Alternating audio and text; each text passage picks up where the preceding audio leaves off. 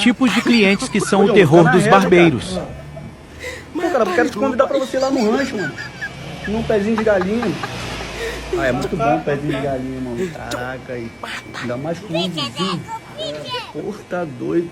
Tu gosta de quiabo também? Caraca! O que, cara? Pô, deixa eu cortar teu cabelo aqui, cara. Vai lá. Pô, que isso? Um quiabinho, tu gosta de quiabinho? Eu gosto, mas fica quietinho aí, cata com esse quietinho. Pô, tô ficando quieto não, mano. Ô, Caraca, foi mal aí, cara. Desculpa aí, valeu? vai demorar esse corte aqui. Não, cara, porque só de pensar num pezinho de galinha... Ah, cadê? Foi mal aí, vai lá. Não, hein? Pô, vai lá.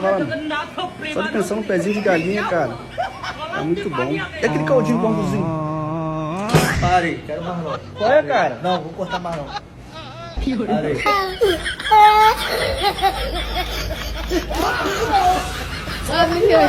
Vai aqui, ó.